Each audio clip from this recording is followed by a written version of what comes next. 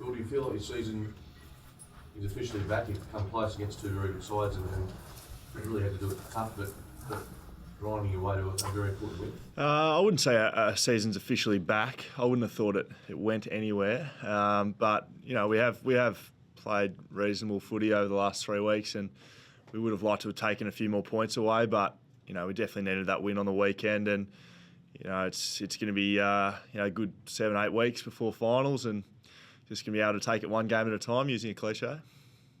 Particularly pleasing considering you had probably most of your first choice midfield. No one really gave you much for hope going over and beating the Crows. Yeah, I don't think we were favourites going over, and we obviously gave ourselves a chance, and we wanted to take it right up to them. And the beauty of our team is we do have quite a bit of depth, and we've been really happy with the boys coming in. Hutchie's been going really well. Brad Dalziel's been offering lots of runs, so the way they've come in and played their roles has been really good for us. And even Chris Maston's having a great year this year, so he's probably one that's stepped up a lot this year.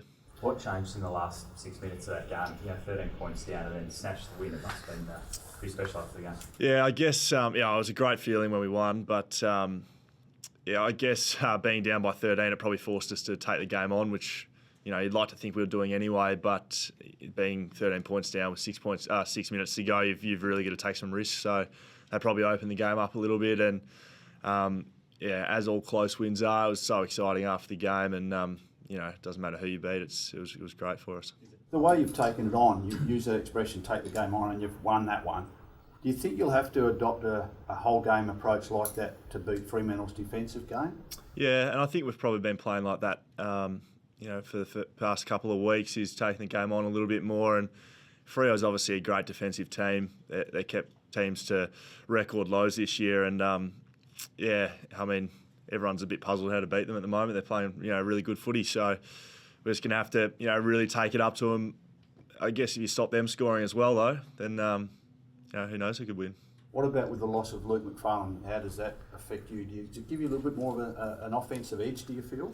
No, because like us, they've got plenty of depth in their back line as well, and someone will step up and step into his place. So although he's a really good player and sets them up really well, I'm sure they'll have someone that'll play just a similar role. I think that's probably been their biggest strength, is everyone plays their role in the team, and I don't think they'll be too worried, and probably doesn't concern us too much either. You must have a lot of confidence in your scoring power, though, just particularly in the form of Josh Kennedy. He's been remarkably consistent this year. Yeah, it's probably been building for a couple of years. Joshy, I've been the unfortunate one having to play on him in pre-season games and most of the pre-season before the summer, and he's the hardest forward I've ever played on, and a great fella, and it's a just reward for his hard work, because he's worked super hard at his game the last couple of years, and credit to him, he's doing so well, and hopefully can finish off this last part of the season. What makes him so hard to play on? His work rate. He works harder than any tall forward I've played on.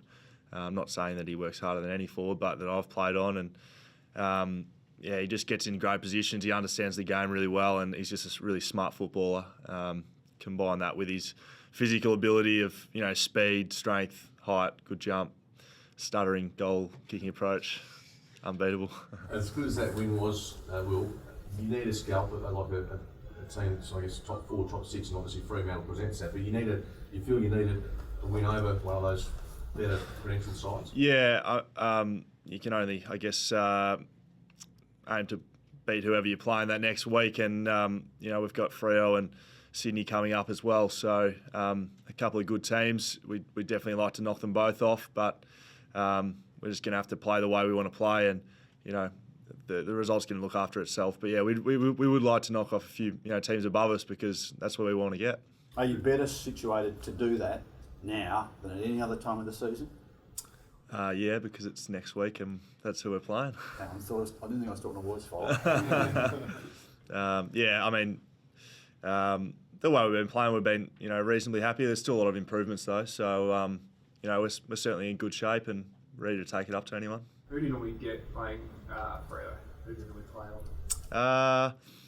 Usually they're sort of mid sort of types, main, even their small types, sort of mix and match a little bit, and we've been playing a little taller in our back line, so sort of just depends on who Eric McKenzie and Glassy match up on, and then I usually take the rest. Oh, Valentine before? Yeah, played on Valentine before. Played with him at Peel as well, so usually his tricks don't get to me too much. What did you make of his game yesterday? I didn't actually see it. They invariably go with just 5 forwards, sometimes even 4. Will you guys accept that and take the loose men back, or could we see a man-on-man derby? Yeah, I'm not sure. We haven't actually looked at the tapes for Freo this week. We usually do that the Savo or even Wednesday, so it'll be something the coaches usually decide. Luckily, as players, we just sort of go out there and try and play our role and get the job done, I suppose. But it'll be an interesting one. 2 good coaches going at it, and 2 pretty good teams as well. You mentioned Valentine's tricks. What are some of the things he tries to do to get under your skin? Without specifics, he it is all a bit of smoke with Bellas. I think he's a very good fella off the field, and players that get sucked into him, it's always interesting to see. But what couples his niggly little stuff. He's a great player as well, so you got to really be up on him and play your role when you're on him, because he can be a very damaging player, as he probably showed on the weekend. And what are you expecting from Pav and Sandy? Obviously, they'll be better for the run after. Yeah, I mean, like you say, they'll be better for the run, and both dual All-Australians, so wouldn't expect much less than coming out and going really well, to be honest. Do you expect to get any players back this week? Yeah, there's a few boys looking pretty good. Ash Smith, Sam Butler, Sherrod Wellingham went pretty well on the weekend. I've probably left out a couple, but Daniel Kerr? yeah, Curry's looking good as well. He'll test for it.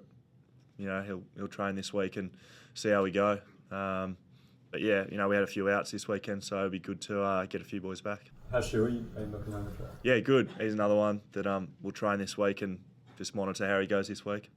You personally will, after the injury, you feel like you're starting to work back into it. You seem to get that run going again.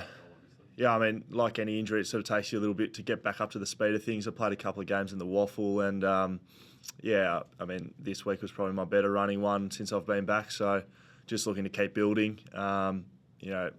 Been out of the game for 4 or 5 weeks. It sort of just, it takes a bit of time, but looking to just keep building on, a good win on the weekend. Enjoyed kicking that goal? Yeah, I always enjoy kicking goals. Are you better playing on talls or smalls? Not sure. Mediums, maybe? Nah, talls or smalls, sort of, I guess that's a good role I play in the team. I can play tall or small. Doesn't really faze me too much.